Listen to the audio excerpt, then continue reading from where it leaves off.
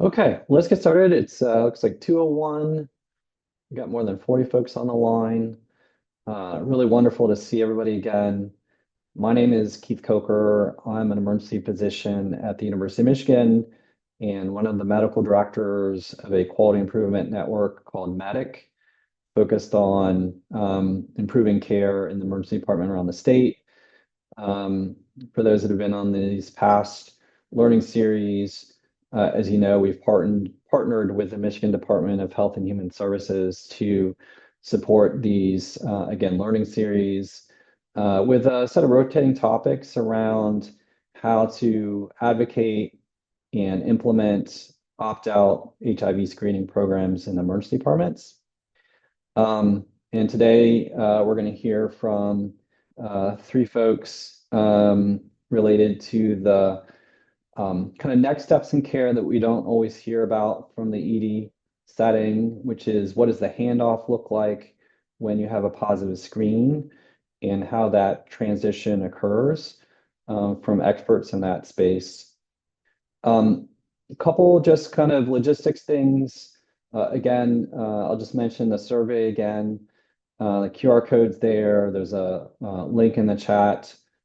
Please complete that survey at some point during the session. Two, we definitely want to hear questions from all of you. So I'll be helping moderate that. So, please put questions in the chat.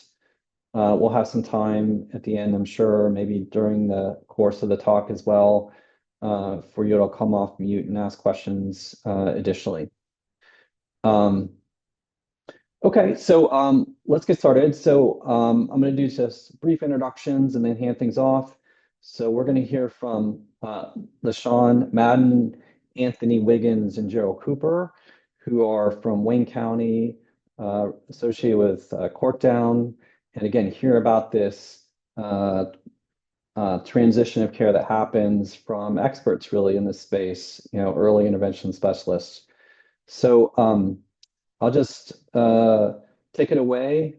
I think we've got some slides to share. Yeah, I see LaShawn, you're coming off mute. Yes. Okay. Hello, everyone. Again, my name is LaShawn, and I am with Corktown Health. Can you all see my screen okay? Yes, looks great. Okay. And if you are not aware of Corktown, we are a primary care facility with the focus on improving health equity for all, with specific acknowledgments for the LGBTQ plus community. We have a wide array of services. The ones that we are here to talk about today specifically are the early intervention services that we use to increase coordination of care and client engagement for HIV prevention and treatment. So that is the gist of Corktown. Today we have Gerald Cooper and Anthony Wiggins. Both have been with us for at least 2 years. It's been amazing to watch them grow in their positions and the passion that they have for this specific field. That's going to be reflected in some of the things that they talk about today. But I am excited. Anthony, Gerald, did you have anything you wanted to say before we get started? No, I think you pretty much covered a lot of ground here. So whenever you're ready, I All suppose right. Jill and I are also. Well, Yes. welcome to Corktown, bridging the gap, reducing stigma, and connecting patients to care. All right. Thank you so much, LaShawn, for that introduction, and welcome to each of you as well. So today, our learning objectives are going, by the end of this session, we're going to be able to understand what the impact of healthcare related stigma is in limiting patients' engagement and trust as it relates to receiving an HIV diagnosis within the emergency room. We're also going to understand how to approach stigma-sensitive conversations with patients in the emergency room. What does that look like? How can you be able to be supportive to the patients in those moments? We're also going to be able to confidently respond to patients' questions following a new diagnosis, addressing any immediate concerns that they may have, as well as being able to provide follow-up regarding their care. And then finally, we are believing that you will be able to understand and to also be able to describe the EIS process and how linkage to care is facilitated through the emergency department. Next slide, please. Okay, so today we're going to talk about understanding healthcare stigma in the emergency room, what it looks like, how it shows up, and how we as care providers can be able to lean into that and be able to provide our patients with the best possible care, not only in how we show up, but also in the delivery of services that we provide.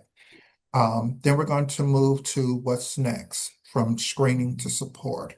My colleague Gerald is going to provide some background on that. And then finally, we're going to discuss what that linking to care looks like from an EIS perspective.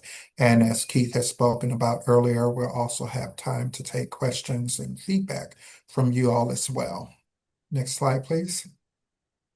Next slide. So when we talk about stigma, we have to identify what that is. Let's break that down. What does that look like? So stigma can be found in like multiple different ways, either from a personal standpoint, from an institutional standpoint, even from like systems that are in place that are meant to be discriminatory. So from a personal aspect, when we look at stigma, that can be internalized stigma, or we call it self-stigma. And we refer to that as an individual who may have negative beliefs or feelings about themselves due to a stigmatized condition or an identity. In this context, we're talking about receiving that initial HIV diagnosis. And don't worry, I believe it's the next slide over, I'll be able to give some more concrete examples on what that looks like. Moving along to institutional stigma. That is stigma that is within organizations. It's like deeply embedded within organizations. So everything from schools to our places of work, our healthcare systems, and they're inputted into the policies, they're inputted into different practices, even attitudes that disadvantage certain groups. Okay. And then structural stigma. That's more of a broader systemic form of stigma that exists across society as a whole. And it just reinforces inequalities. It reinforces the differences between one group versus another. So it can come in the form of laws, social norms, economic systems, and institutional policies. Next slide, please.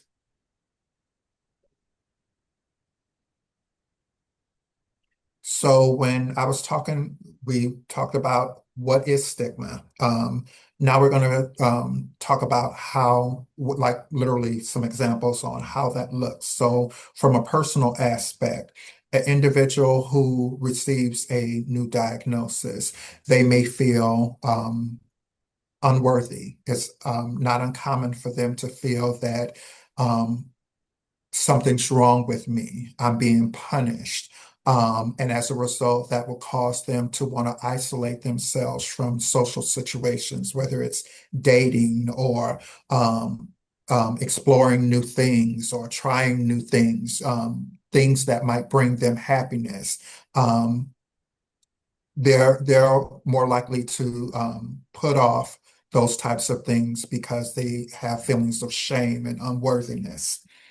When we look at institutional stigma, that could be a staff member disclosing a patient's HIV status without their consent. And it can be just even between a staff member and another staff member, but that other staff member that they're talking to has no dealings or has no is not working directly with or has no need to know anything about this patient's status.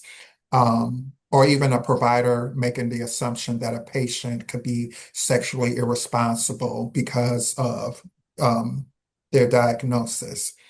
And then with structural stigma, so we look at like intake forms that we do, whether it's through triage or an individual coming into services, and we ignore their identities, such as LGBTQ identities.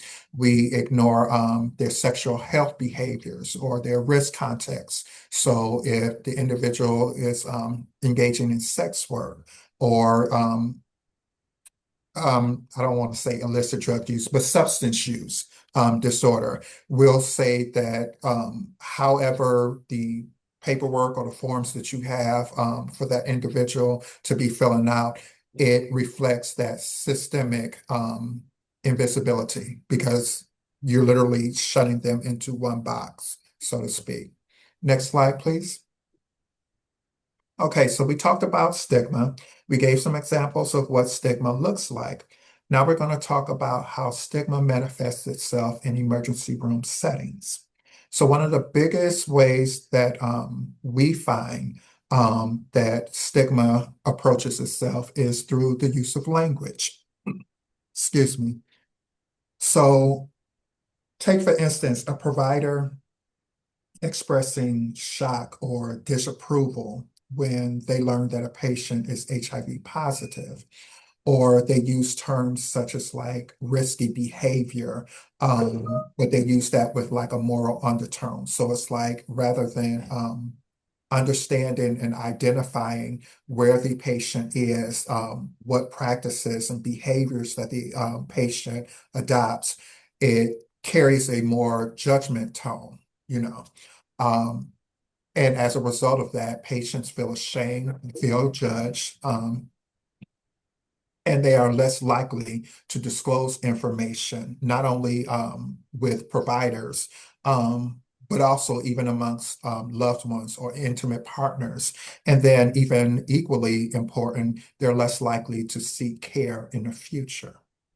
So another way that stigma manifests itself is through assumptions based on their identity. So when healthcare professionals assume that an individual who is gay or who is Black or who identifies as being a trans person, that they're living with HIV or that they're sexually irresponsible without having any clinical reasoning behind that. And again, what that leads to is that it reinforces stereotypes.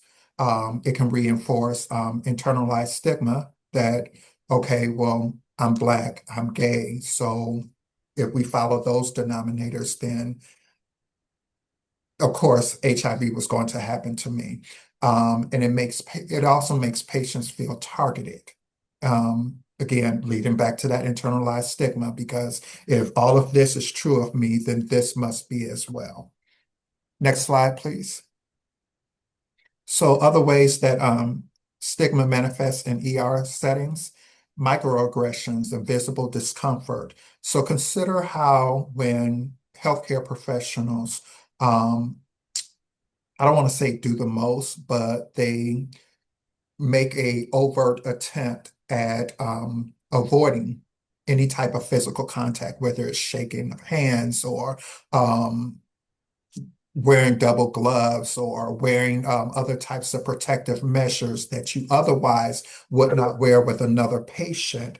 And it makes the patient appear uncomfortable. And it dehumanizes them. It makes them feel dirty. It makes them less likely to disclose any barriers. And like I said in the previous slide, it also makes them even less likely to engage into care, whether it's the linkage to care or coming back and having those follow-up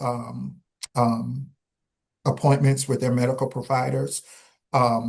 just those microaggressions and those visible discomforts that are displayed in that initial contact that can be very off-putting for the patient. And those are things that we have to be mindful of. Um, Another one is leaning into comorbidities. So stigma triggering conditions within the ER, such as mental illness, substance use. So an example of that would be questioning the validity of the patient's symptoms or their history, or making assumptions that they cannot engage or manage their own care. Um, I I'm sure, well, I can speak from personal experience. I have felt dismissed. I felt misunderstood. I felt unheard when I approach prior healthcare professionals and I would express my concerns. And rather than acknowledging or addressing that, they're looking at say maybe my behavioral patterns like, okay, you're a Black male, you're this age, you engage in these types of sexual practices. So you make that assumption that, okay, so all of this has to be true of you. And rather than allowing me to be able to make my own choices, and to be, what is the word I'm looking for? To be a participant in my own healthcare, you you take that away from me. And it's in a sense, it's like you the word here is infantilized. So it's almost as if you're taking away my choices to be able to know how to manage my own health care. And something like that could just lead to either I don't want to go back to you, or more importantly, I wouldn't want to seek care anywhere. So we have to be very mindful about that as well. Next slide, please. So lack of routine testing. HIV testing is only offered based on profiling, such as race, such as sexuality, um, rather than it being a standard. And so normalizing HIV testing, that creates a shift that, okay, we prioritize your entire health, and we're not singling you out based off of this criteria. So as a result of that, we offer these testings to all of our patients. Because when you don't do that, you reinforce the idea that only certain people are at risk. So now you're targeting, me. Um, and that's going to force us to carry, a level of shame and guilt and just want to discourage testing all around.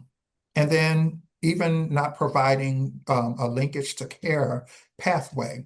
So a patient who is diagnosed and the AD, and they receive no follow-up support. They receive no telephone number to call or a place to go to. It leaves you feeling abandoned. It's like, okay, so you give me this diagnosis. Now what? Where do I go? This is only the emergency room. This is not primary care. This is not ID care. Where do I go next? Who do I speak to? And so I think as as a care team, we really have to humanize this. We have to humanize our patients. We have to empower them that, okay, this this diagnosis is not the end of things. Okay. This is where we are. We know where we need to get you. Carefully explain that to the patients and be able to help manage moving them along that continuum of care. Next slide, please. Okay, so we've identified what stigma looks like, how it manifests itself in the ER room. Now we have to address stigma. So when we talked about normalizing HIV screening as being just routine, so whether doing staff training, such as like what we're doing here, so that everybody is pretty much on the same board. And we know that, every patient that comes through, we have to provide that to them, not just individuals based off of whatever risk factors might have been identified during triage. Use patient education materials and make those available to everyone. Use opt-out language, which clarifies that screening is routine and is a part of the standard of care. That should be across the board for everyone. And then utilizing reflective practices and non-stigmatizing communication. So, what type of implicit biases that you may have, you as the provider may have, awareness of what your nonverbal communications could look like. Sometimes I really, a lot of people tend to tell me that with me, all of my feelings tend to show up on my face. So I'm thankful that I have people in my life who I can go to and I can, we can round robin or we can play out different situations and they'll tell me what it is that they see. No, I may not be trying to convey that message or what have you, but at the same time, I want to make sure that I'm not sending the wrong message to the individual that I'm conversing with. So those are little things that I just, know how to check about myself. And then creating that person-centered and non-stigmatizing language. So it goes back to rather than saying, well, we're just going to test you for HIV just in case. How about using something that is considerably less stigmatizing, such as part of our routine care, we offer screening for HIV. It's quick, confidential, and helps us take care of you fully. That will be more easy to buy into as opposed to feeling like I'm being picked on, so to speak, saying, well, just in case, let's just get you tested for this. So just little things from body language, nonverbals, your certainly your language delivery, those play a huge role in whether we can embrace patients who are newly diagnosed and get them into the care because we all know that getting them into care rapidly, that makes a huge difference as opposed to them not engaging in care. And it can be, it can lead to undesirable outcomes. We'll just say that. Next slide, please. So the impacts of stigma on screening is the increase of selective disclosure and the avoidance of care and testing. So those were things that we just went over. And I believe that this is the next slide that I'm going to be going to, which is going to allow me to introduce my colleague, Gerald Cooper. Hello, everyone. So I am going to be covering what's next, from the screening to the support. Next slide, please. Thank you. Linkage to care, reporting a diagnosis. Who is responsible for reporting the diagnosis once it happens? So it can either be the ED staff or designated infection control lab staff, or it can be the ID provider or the PCP. Confirmatory tests are completed at the first medical appointment, and documentation of status is submitted to the health department at that point. And some EMRs do allow for automatic reporting. Next screen, please. Providing the results, the importance of language at testing. So when you are giving someone their results, whether they are negative or positive, there should be considerations for neutral language. Stating that someone is clean or using words like clean, safe, unsafe, irresponsible, or normal will definitely turn the patient off. Use strength-based and affirming language to help the client once they are being told their results, and ask open-ended questions.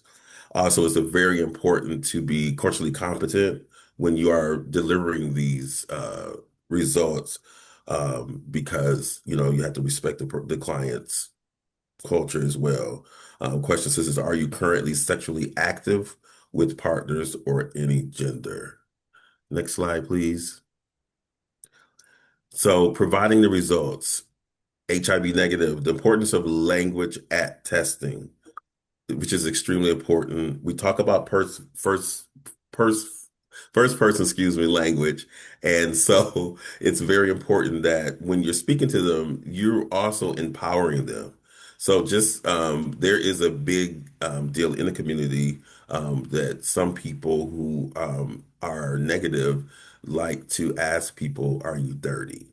And so in the community, we know that sometimes dirty means your STI or your HIV status. So you want to make sure that you don't go in and say things like, "Good news, you're clean."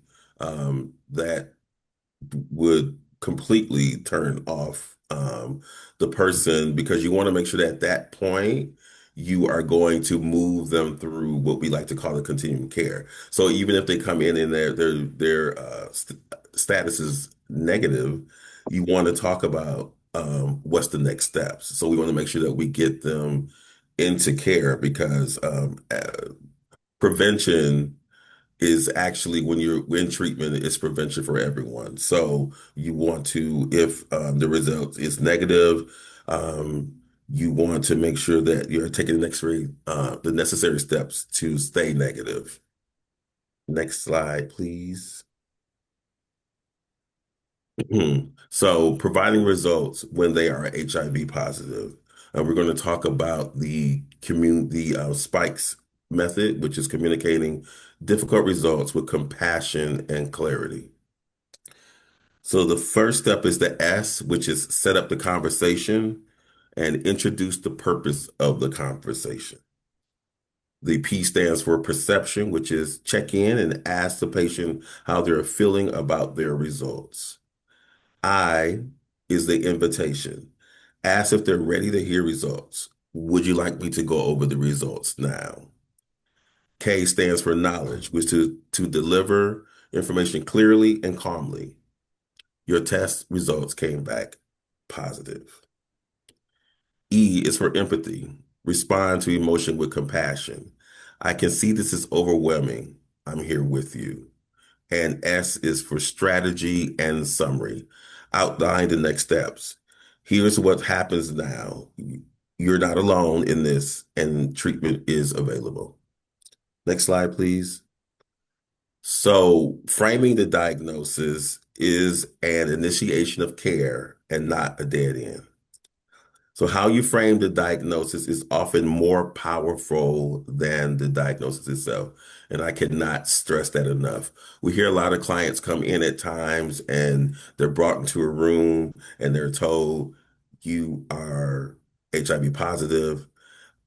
We've been told stories where doctors have literally gotten up and walked out the room and left them sitting there and not knowing what the next steps is, had them sitting there for 10, 15 minutes, and they're like looking around like, I didn't know what to do next, which literally, I've had clients that would come in and would not get into care almost a year later, which is far, far, far too big of a gap for them not to be getting into care.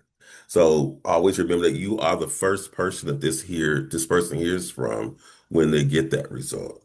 So your words matter, your tone matters, your body language matters, and how they feel treated matters. And you should also reassure patients about support, confidentiality, and continuity of care. Next slide, please. So when you're providing results, use clear, non-stigmatizing language. You can say, I'm sorry to have to tell you this. That probably is not the best way for you to approach this client. I believe that being direct is extremely important, and not putting your thoughts or your feelings into it.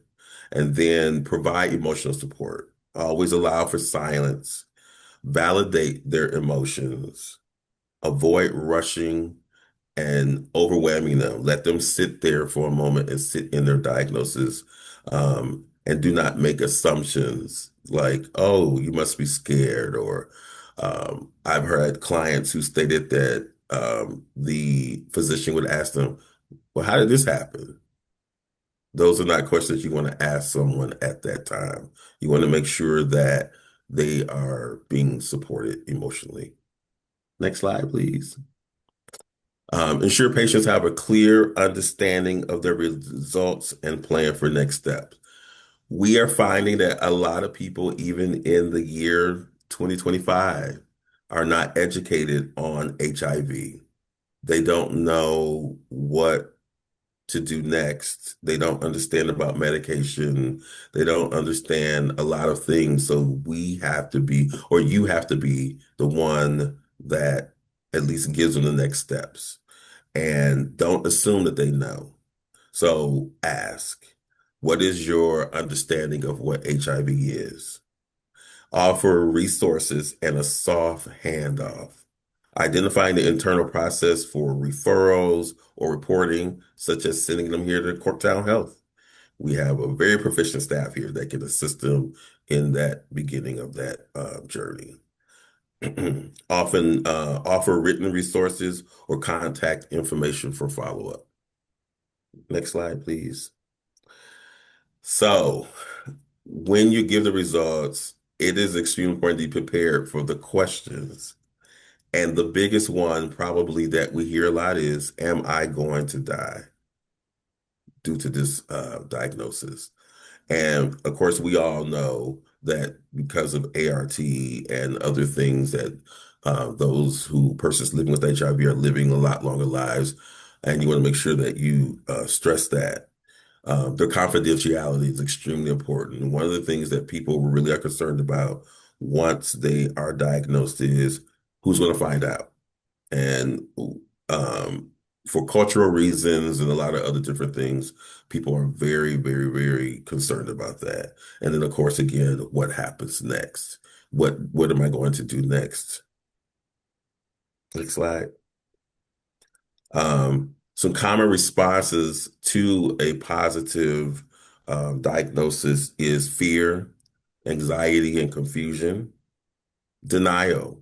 I've had people who have gotten diagnosed and stayed out of care for almost a year because they just did not want to believe it. Vulnerability, you don't know what's going to happen. Again, a lot of people are not educated on HIV, so they assume the worst at that beginning. And of course, along with stigma is the shame or guilt.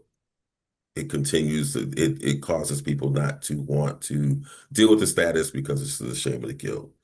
Anger, frustration, hopelessness. But most importantly, we have to be help them to get to acceptance and a readiness to engage in care so that we can get them better, get them on medication, and get them better.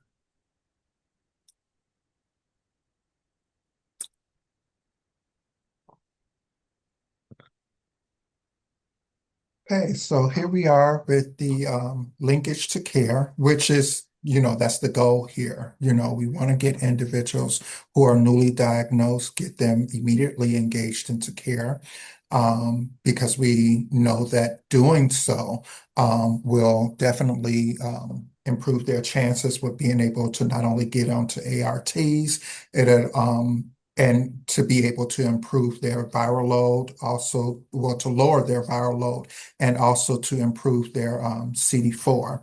But at the same time, it also gives them an opportunity to become educated about their diagnosis, to be able to understand what this means for them. So taking them from the place of them not knowing anything or maybe having misinformation about the diagnosis to now knowing that I can not only live, but I can live well and I can thrive even with HIV.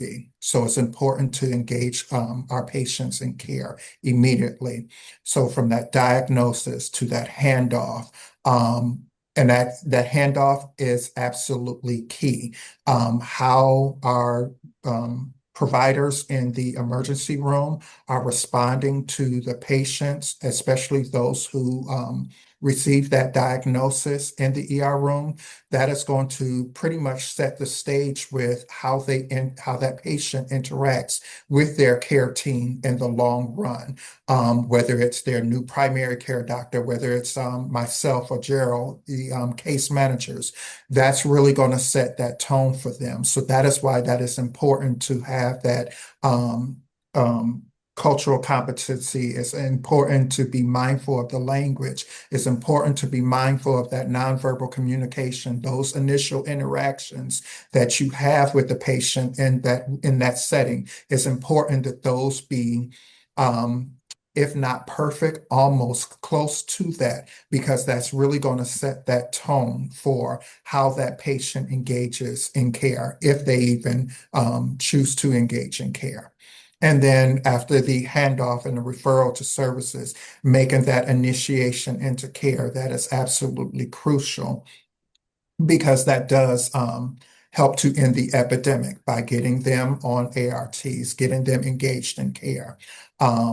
And then we move into the health education care coordination. So we look at we look at their knowledge base and as it relates to HIV, we improve upon that to where the patient is now teaching us what they know about HIV, helping us to understand how they can manage taking care of themselves even after EIS services have ended. And then we provide the care coordination, whether it's with the pharmacy, making sure that they get access to their medications, whether it's insurance navigation to make sure that they can stay engaged in care.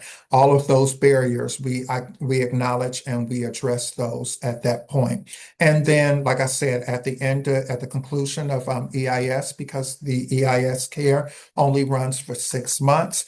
And after they are completed, we want them to continue in that cycle to remain engaged in care, remain seeing all of their doctors every, 3 to 6 months or twice a year. We want them to stay adherent to their medications so they don't build up a resistance. And we want them to thrive.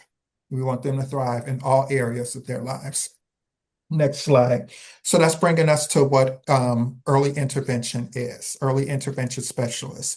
So we provide a intensive client-centered services that with a focus on linkage to and retention in care.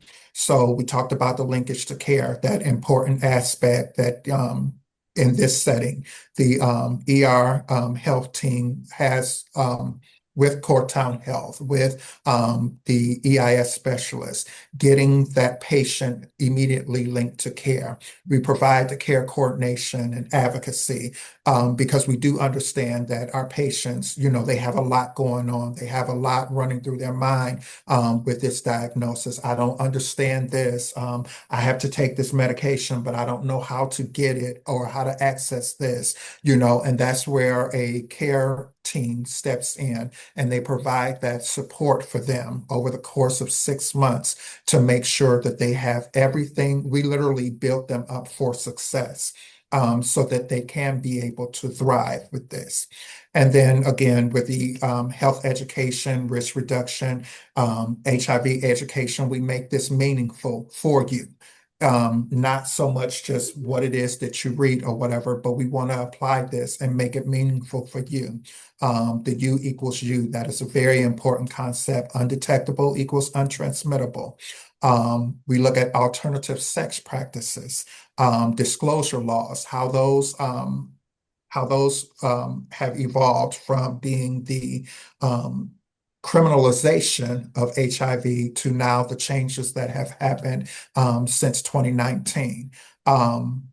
We also have the resource navigation and referrals, so partner services, connecting them with a specialist who will be able to identify any partners that they have had and be able to make anonymous contact with those partners in terms of getting them tested and engaged in care, PrEP navigation services for them as well. And then also those resources that focuses on the patient's social determinants of health. And then, like I said, the insurance navigation, that's a huge barrier. But that's another thing that the EIS team here, especially all of our case managers here, we are heavily focused on insurance navigation. Next slide, please. So we also look at Ryan White eligibility. So we do need that proof of status, right?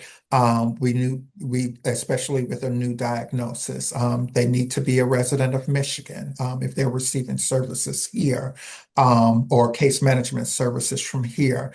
Their income has to be at or below the 500% of the federal poverty level. Now, uninsured and underinsured for applicable Ryan White services that are reimbursable through third-party payers. So then we start looking at MyDAP. Um, and like I said, with the EIS eligibility, you have to be either newly diagnosed, you have to be lost to care, meaning that you had no appointments or any lab testing done in at least a year or more. And you have to be new to the Metropolitan EMA, which I had it for a minute, what those 5 counties that we serve here.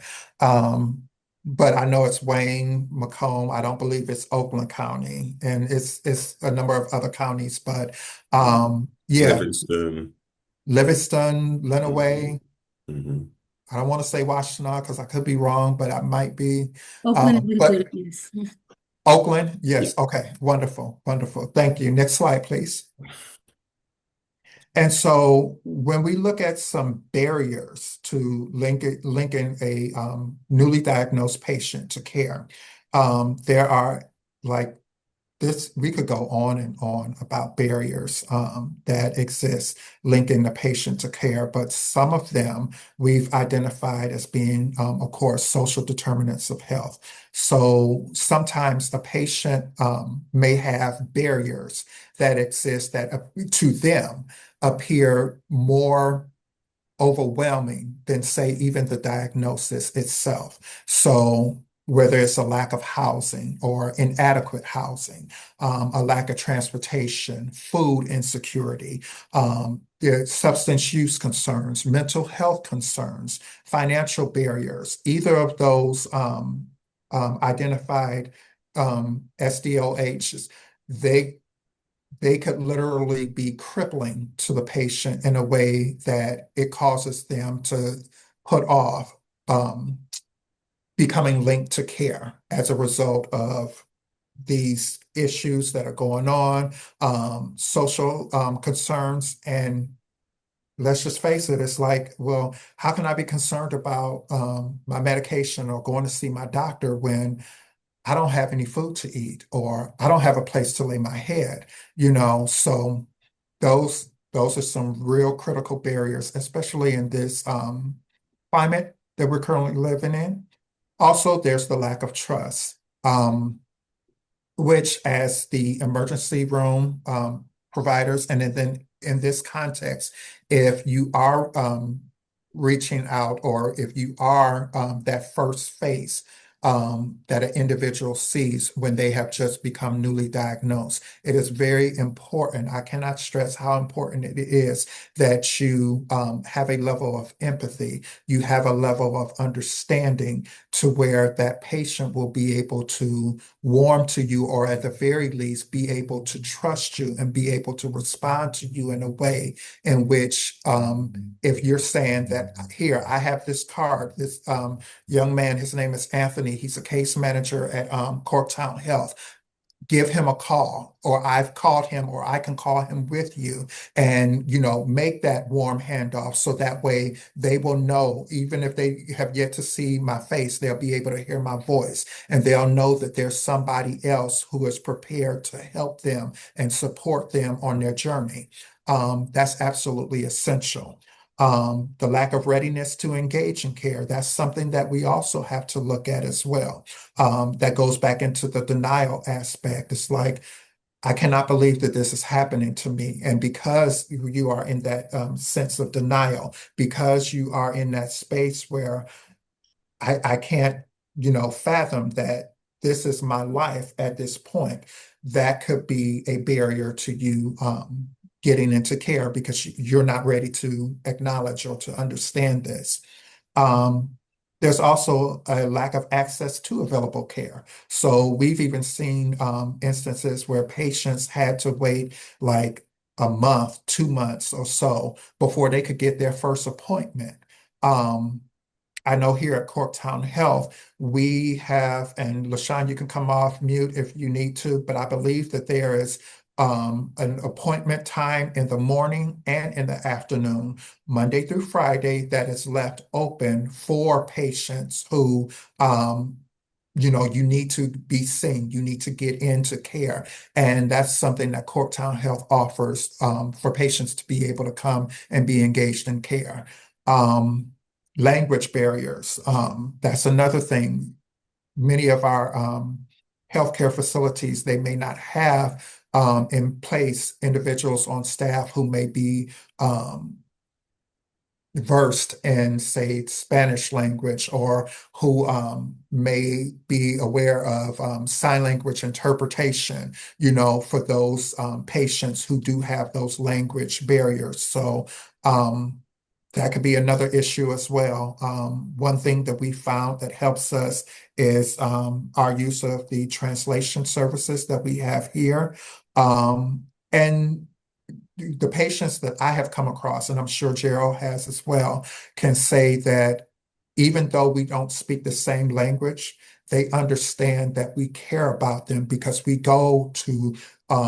will literally go to the wall to find whether it's a coworker who may have some type of working knowledge of like Spanish or Albanian, or we'll get out our phones and, we'll, use the Google Translate or whatever, but they see us taking those steps. They see that we care about them and that we're doing everything that we can do to overcome those barriers where language is concerned.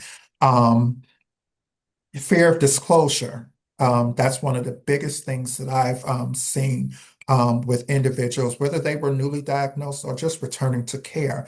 It was a matter of who do I have to tell? And in some instances, they felt that everybody had to know. So it was that fear of now I have that scarlet letter is what they will call it. I have that scarlet letter on my back, and now everybody has to know. And so that's where we counsel them and we engage them on what the disclosure law looks like, and we make that meaningful for the patient. And then there's gaps in the referral system. So it can be anything from poor communication or coordination between the providers, such as like the healthcare team and case management, or the staffing or lack of staffing and capacity challenges, a lack of follow-up. I can't tell you how many times that I've received a referral, and because I was facing barriers with trying to actually interact with the client or the patient, I would reach out to the individual who had provided the referral, and I was encountering the same type of lack in communication that I was having from the patient. So it could be something like that, or even a lack of clarity in regarding what those supportive services look like. What are the requirements for it? What are the eligibility for it? Those things need to be communicated when you are providing referrals for the patient, because we want to make sure that they get matched up with services and resources that not only that they're eligible for, but that resources that they can use, resources that they need. Next slide, please. Did you want to take this one, or Okay, you? Okay. sure. So the Corktown Health EIS services, we address a lot of the client barriers. We do have a streamlined referral process. Generally, when we get a referral, we have 48 hours to contact that client and get them into care, and get the resources started going, because we found that get them going in the beginning, getting that knowledge really helps them to move them along and get them on that care continuum. We have appointment slots reserved specifically for newly diagnosed patients. As he stated earlier, Anthony stated, one in the morning and one in the afternoon. We've also moved to a later day, one day a week, so that, a lot of the people work 8:30 to 5 when we're open. So we have one day a week where we're open later so that they can come in. We do have sliding fee scales. which are Ryan White specific. We also have insurance navigation and enrollment. We assist clients enrolling in Medicaid, Medicare, the ACA marketplace, as well as MIDAP, which is the Michigan Drug Assistance Program, and MDP, which is the Michigan Dental Program. We also have Rapid Start, which is when a client comes in to see a physician, they're immediately put on ART so they can start getting the care and start working on great lab results. And all of our Corptown case management staff are trained community health workers. We are trauma-informed care, and we are culturally competent care. And we just have a very passionate staff that really helps when they get into care, we get them going. And the biggest thing, of course, is just we're a non-judgment free zone. We just want you to get in here, get your care, and get on with your life. That's what's most important for us. Some of our supportive services, we have the EIS and case managers we talked about. We also offer a medical clinic. We also have a dental clinic. We also have behavioral health, as well as the food bank and nutrition. Why the ED? Why the emergency department is a critical touch point for initiating care. EDs can reach populations that are disconnected from routine care. We all know that a lot of people utilize emergency departments as their doctor. So people who lack access due to cost, housing instability, immigration status, comorbidities, etc. Is high impact setting for public health. Is the ability to provide testing, diagnosis, and referrals on a large scale, reduction in transmission, which is meaning that treatment as prevention, which means that when we are treating those who are um, diagnosed as HIV positive, we're also preventing the stigma from preventing the epidemic from continuously growing. The ideal setting for linkage to wraparound services, which is STI screenings, substance use services, mental health services, pardon me, social workers, as well as PrEP education and initiation. Linkage to care, the impact. Patients feel that they are supported and valued, and when providers extend their trust to community resources, patients are much more likely to engage. Patients who receive care coordination at diagnosis are more likely to attend their first HIV care appointment, start ART, participate in EIS case management, achieve viral suppression, feel more empowered in their diagnosis, as well as experience better long-term health outcomes. Thank you.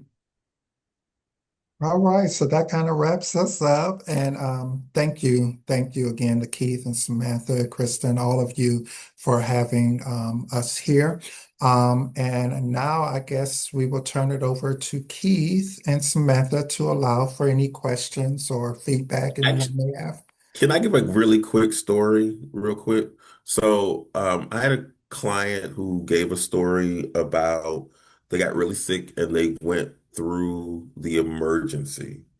And when there was a lot of different things going on, and when he said that when he dealt with the staff, he could hear the nurse speaking to the ambulance driver because they could not take care of him there. And she was whispering in his ear and telling him, put on 3 pairs of gloves, do a lot of different various things with this person because we think that he may have AIDS. And so I think I just want to share that story for those who, work in the ED, that loving, empathetic, caring at that point in time is extremely important because that person was traumatized. And once they got to the next place, that whole entire time they were very uncomfortable.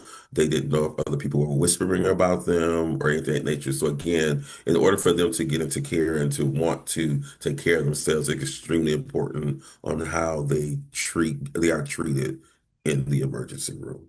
Thank you. Yeah, thanks, Gerald, for sharing that story. And thanks, Anthony and LaShawn, for the presentation here. Certainly underscore the importance of recognizing how stigma can be a barrier to good quality care, and also giving us a sense of the EIS process. We do have time, just a couple minutes at the end here for any questions that people may have. I see a couple of chats, mostly giving a thumbs up for all the work that you do as EIS staff and the important role that you all play in this work. But certainly, if there's any questions, we have a little bit of time here.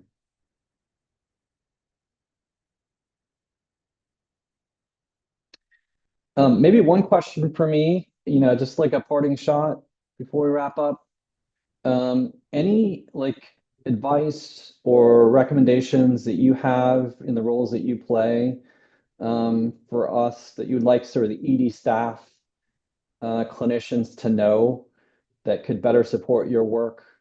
What is the kind of one thing maybe that you'd say we should keep in mind?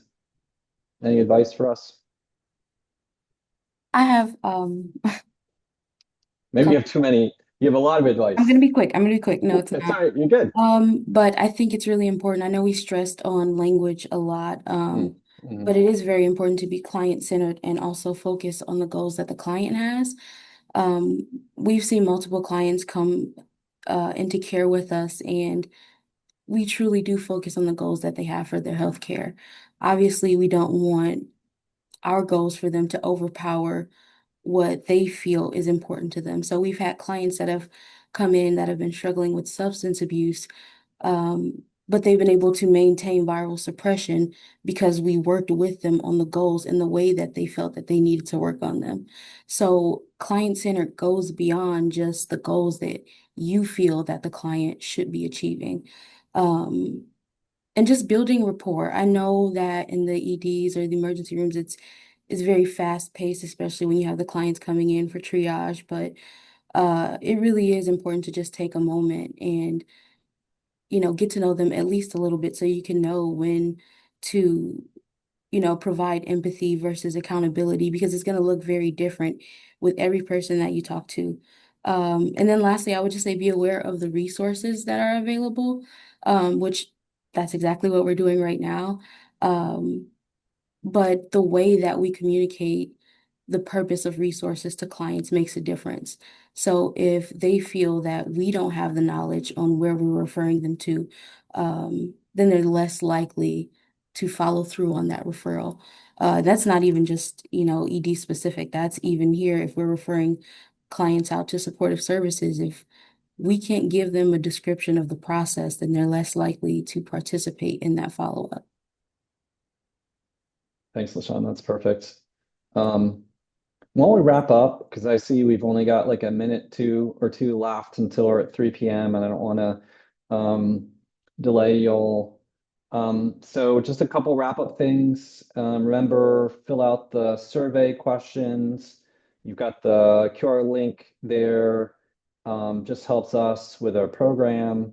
And then we are beginning to plan for the next learning series, December 10th. We don't have a topic yet and have been thinking that it would be really helpful to hear from the group and all of you, because we've hosted a number of these already. We've rolled through a bunch of topics, and we want to tailor to maybe what we've missed so far or what you think is important that we haven't focused on yet. So Sam's put her email there on the slide. Sam will also send out a follow-up email as we usually do.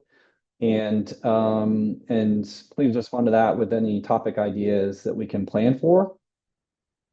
And then just one final note for those that want CME credits. There's credits to be had from this session. We use the University of Michigan for that. So there's also going to be information about how to claim those credits. Just remember that you have to do it within 7 days. You have 1 week to claim those credits. All right. Well, again, really appreciate LaShawn, Matt, and Anthony and Gerald for giving such a great talk. Thank you so much for the role that you play. And we'll see you next time.